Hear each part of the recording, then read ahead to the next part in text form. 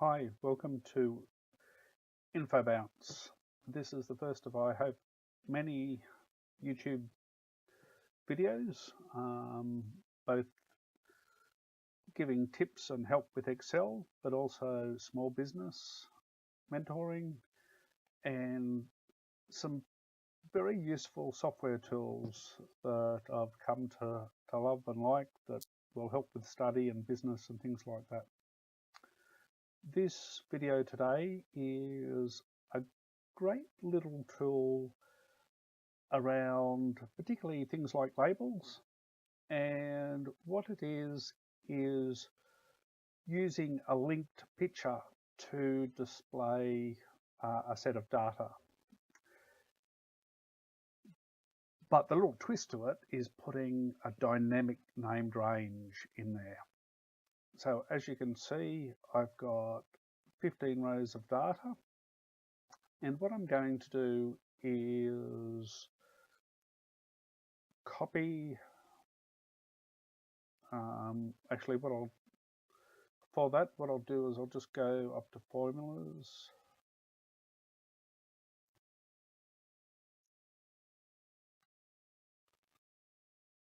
and go to the name manager, and you can see what I've done is I've named this range here label, and I've just put the very basic dynamic name range using the offset and count A method. So over here, close that. Over here we have, if I type in label, you will see that the highlighted area there is the range that label covers, and if I put a little bit more data in there, tab away, and type label again to call the range, you can see the range has increased to cover that area.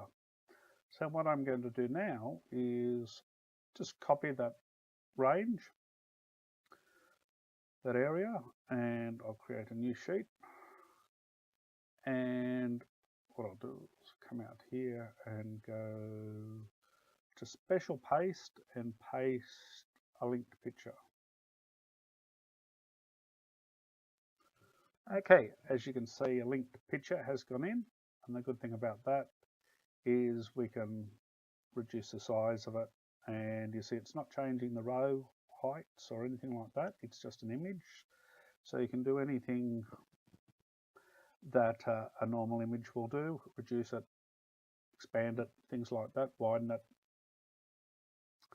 So the trick here now, as you can see the formula up here in the formula bar that's calling the linked picture, what we're actually going to do is change that and put in a dynamic name range. So now this area, this image, is calling the range label. So the good thing about the name ranges, if we the link pictures, sorry, is that if we update the data in it, you can see it updates the data in the image.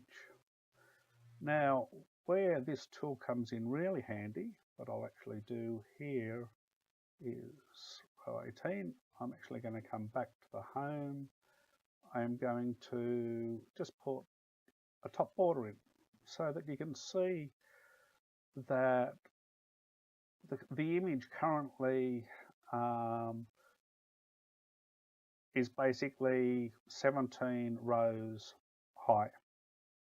So now what I'm going to do is just come back over to our original data name range, and I'm going to copy it, and I'm going to paste it underneath.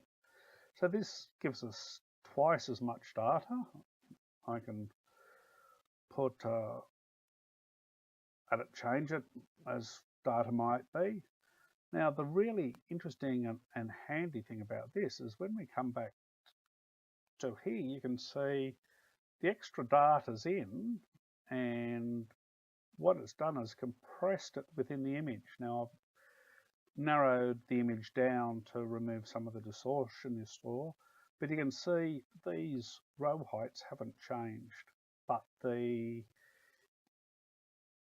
but there's quite as much data in the image. So it's a bit like holding a space for any amount of data. Well, eventually it'll be too small to see, but you're able to use the same space for your image, like it's a placeholder for the data. So you can add more data, the data will get smaller. If we come back here and we actually reduce it even further, take half the original data away and go clear contents. When we come back here, again, you can see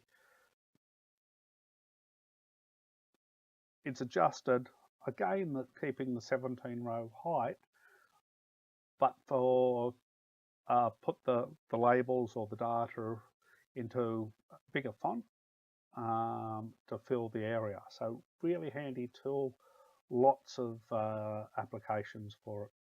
So thanks for watching the first many Infobounce videos, and I hope it's a really helpful tool for you.